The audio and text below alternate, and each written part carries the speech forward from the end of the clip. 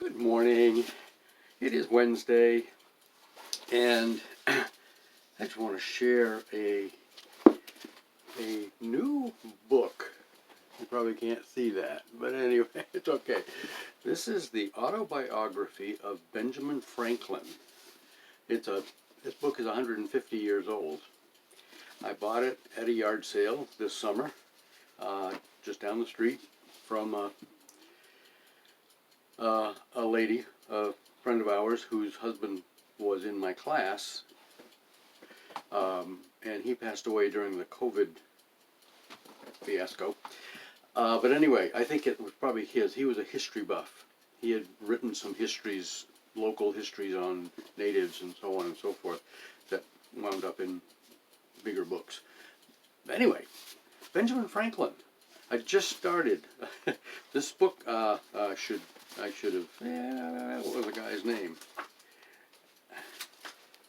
John Bigelow. John Bigelow was the man who compiled this.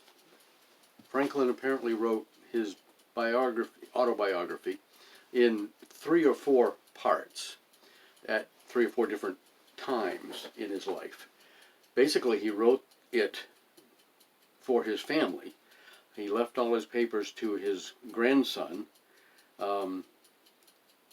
William Temple Franklin, I think his name was. Anyway, and Bayes never really intended any of it for publication. But anyway, this John Bigelow traveled between America, England, France, collecting the manuscripts, or the best copies of original manuscripts, and put them in this book, and published it in 1874. Cool book.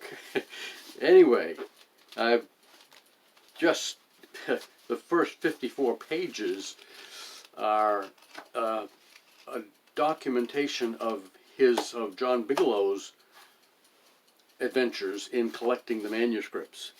And then finally the biography gets started on page, well, actually,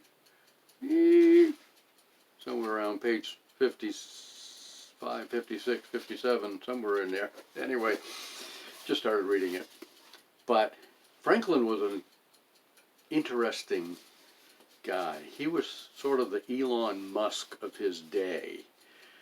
Not that he had that much money, but I think he was probably well-to-do. But he was he was an inventor. He invented the urinary catheter.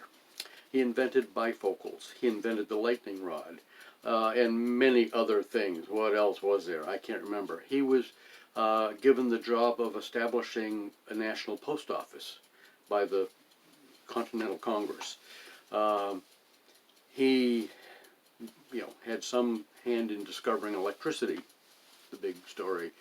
He came from a poor background. He was one of, I think, 13 children of his father, 2 different wives.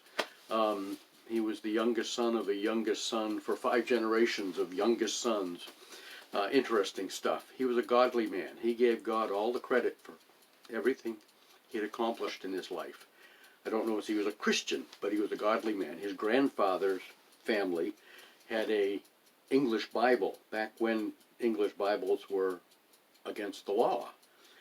He talked about in his book, it just started, but anyway, how the family hid the Bible under a stool upside down with the pages under straps, so that when they wanted to read it, they'd tip the stool over and they'd read from the next page, and take a page and feed it under the next strap. And if one of the kids would stand by the door and watch for the Bible police, and if anybody was coming, they'd just flip the stool over and that would hide the Bible. And it's like, yeah, we're just having dinner here, whatever.